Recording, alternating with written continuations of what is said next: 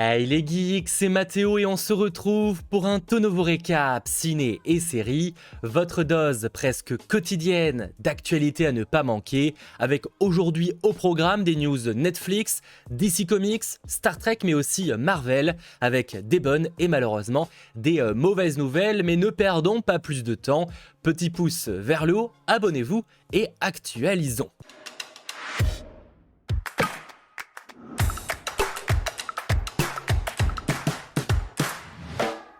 On commence directement par une mauvaise nouvelle puisque la série Grendel, basée sur les séries de comics du même nom de Dark Horse, ne va pas de l'avant du côté de Netflix. On y aurait suivi Hunter Rose, un escrimeur, un écrivain mais aussi un assassin qui combat le crime organisé à New York pour venger la mort d'un amour perdu. Netflix avait commandé 8 épisodes, mais visiblement il ne préfère pas aller de l'avant. Alors il est possible que le projet soit récupéré par une autre plateforme, une autre chaîne, mais honnêtement, d'un avis totalement personnel, j'y crois pas des masses.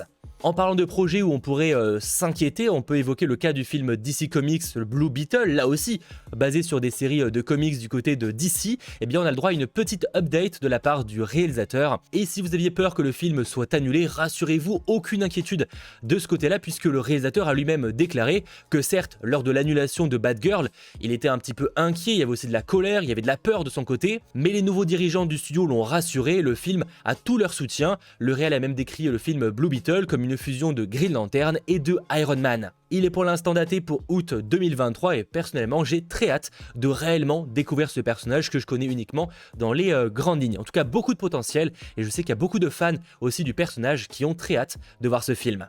Et mine de rien en 2023 côté d'ici on a beaucoup de choses qui débarquent, en tout cas si les dates sont respectées. On a Shazam, The Flash, Blue Beetle ou encore Aquaman. Aquaman qu'on va réévoquer juste après. En effet, Aquaman and the Lost Kingdom est daté pour décembre 2023 et autre film qui était daté pour décembre 2023, c'est le prochain opus Star Trek qui avait été annoncé clairement trop tôt. Je me rappelle que la Paramount avait annoncé le film avant même de contacter les acteurs pour leur proposer de revenir dans leur rôle. Donc déjà, le projet à ce moment-là sentait pas extrêmement bon. Malgré tout, après, ils avaient annoncé un réalisateur qui en fait dernièrement a quitté le projet de nouveau. C'était Matt Shakman qui devait le réaliser et il a préféré quitter Star Trek pour plutôt se concentrer sur le film Les 4 Fantastiques, daté lui pour novembre 2024 du côté de Marvel Studios. Et si je vous en parle là, c'est que Paramount a préféré temporairement retirer le prochain film Star Trek de son calendrier. Il n'est pour l'instant plus daté pour décembre 2023. Ça ne veut pas dire que le projet est abandonné, loin de là, mais j'imagine qu'ils préfèrent maintenant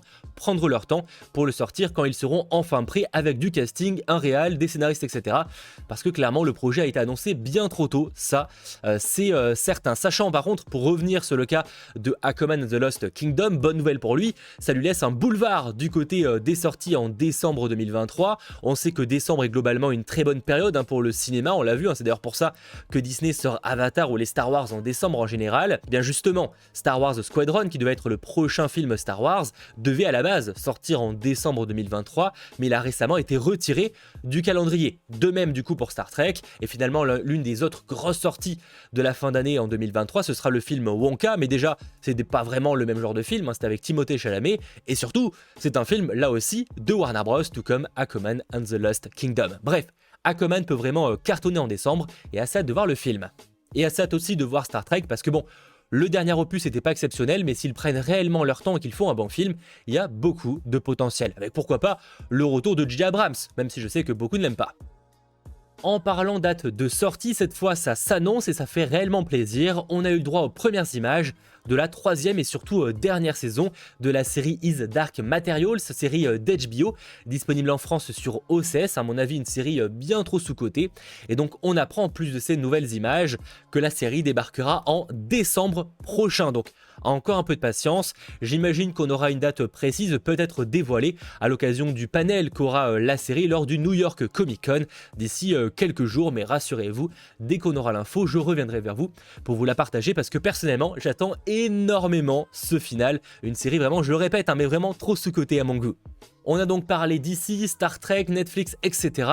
Et bien pour presque terminer, parlons Marvel avec malheureusement une mauvaise nouvelle. Évoquons le cas du film Blade, annoncé lors du Comic-Con de 2019 avec Mahershala Ali dans le rôle principal.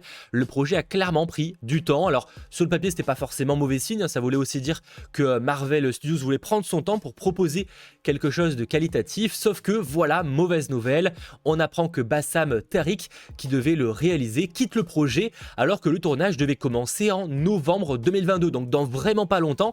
Et c'est là quand même une mauvaise nouvelle, surtout que le film s'est récemment daté pour novembre 2023.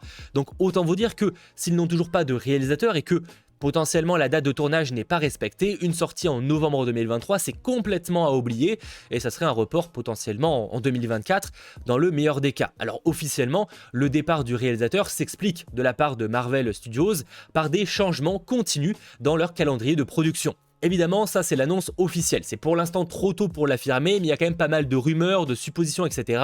qui évoquent que le problème serait bien plus profond. En général, c'est vrai que quand Marvel Studios annonce le départ d'un réalisateur, c'est souvent bien plus complexe. Alors à voir évidemment si on aura le fin mot de l'histoire d'ici maintenant quelques mois. Après à noter quand même que Bassam Tariq reste producteur exécutif du film, mais finalement comme Scott Derrickson l'était pour le film Doctor Strange in the Multiverse of Madness, qui avait été finalement réalisé par Sam Raimi. Sauf que dans ce cas-là, il avait quitté le projet bien longtemps avant le début de tournage. Et là, c'est vrai que ça sent forcément un peu moins bon. Alors à voir maintenant qui va le remplacer. Évidemment, les candidats ne manquent pas, mais on peut penser à Michael Giacchino, qui a notamment réalisé le spécial Werewolf by Night, qui débarquera très bientôt sur Disney+. On peut aussi évoquer, en tout cas, j'ai vu des gens y penser sur Twitter, et c'est vrai que finalement, ça pourrait être un candidat très intéressant, avec Rick Famuyiwa, qui a notamment bossé sur The Mandalorian. Donc à voir évidemment, pour l'instant, pas de confirmation, mais on imagine que c'est une priorité pour Marvel Studios. À voir maintenant, évidemment, si ça va avoir des conséquences sur le début de tournage ou pas du tout. Et en parlant Marvel, là aussi, projet qui a eu quelques galères pour différentes raisons, eh bien on va parler de Black Panther Wakanda Forever.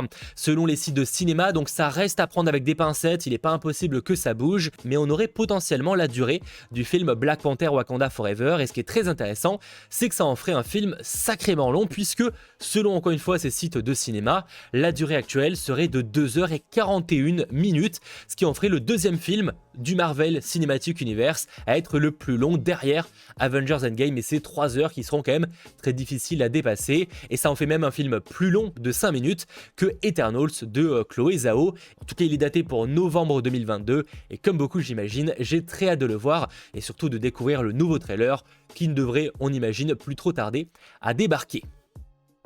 Bon, et autre news Marvel, comment passer à côté? Alors rassurez-vous, je ne vais pas uniquement répéter ce qu'on a évoqué dans la vidéo dédiée, hein, donc le retour déjà de Deadpool, hein, donc, qui se confirme pour septembre 2024 dans les salles, mais également le retour de Hugh Jackman en Wolverine. C'était vraiment ça la news qui a complètement cassé internet hier, et donc j'ai pu proposer une vidéo dédiée. N'hésitez pas à aller la voir, vous aurez bien plus d'informations. Si je vous en parle, c'est qu'on a eu certaines réactions par rapport à cette annonce de un acteur, mais également d'un réalisateur, et je trouvais intéressant de revenir là-dessus parce que ça peut poser quelques questions et je vais vous expliquer pourquoi au final il n'a pas vraiment à se poser. Déjà, la première réaction elle nous vient de John Krasinski, hein, qu'on connaît entre autres pour les films Sans un bruit qu'il a réalisé, mais aussi où on a pu le voir dans un rôle assez important, et donc il a tweeté « Attendez, est-ce notre film ?» Vu que dernièrement John Krasinski a incarné Reed Richards dans Doctor Strange in the Multiverse of Madness, beaucoup se sont demandé si c'était pas le teasing que le personnage serait présent dans le film, et moi le premier quand j'ai vu ça j'ai pas vraiment bien compris.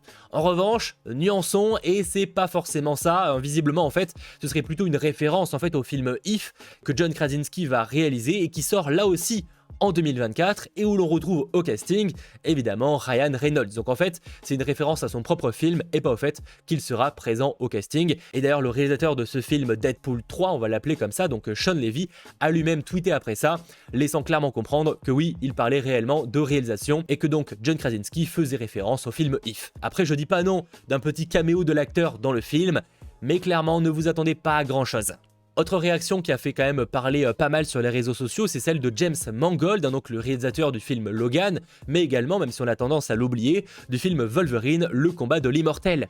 Il a en effet partagé sur Twitter un simple gif avec la scène de la mort dans Logan. Alors forcément, quand beaucoup ont vu ça, ils se sont dit mais en fait il clash le fait que Hugh Jackman revienne dans le rôle. Alors rassurez-vous, aucun clash, le réalisateur a très vite rectifié en disant Logan sera toujours là, multivers, préquel, canon ou non canon, même sans justification, j'ai très hâte de voir ce que vont faire mes amis. Sachant que du côté de James Mangold, pour ceux qui s'intéressent, il est en train de préparer Indiana Jones 5, en tout cas en termes de post-production, qui est daté pour l'été 2023. Et là aussi, on a très hâte de voir la dinguerie qu'il va nous proposer. Parce que son dernier film, Le Mans 66, était là aussi excellent. Voilà globalement les news qu'il ne fallait pas manquer ces derniers jours, et avant d'évoquer la dernière image avec du casting par rapport à la série Avatar, le dernier maître de l'air du côté de Netflix, je voulais en profiter pour remercier les différents sponsors de la chaîne qui ont notamment accès à certaines vidéos en avant-première, notamment le tout nouveau Super Geek, Tenbatsu69, merci beaucoup à toi. Et donc je voulais teaser par rapport à du nouveau casting pour la série live Avatar, le dernier maître de l'air de Netflix. Mais c'est une série très attendue, donc en espérant avoir plus d'informations très vite.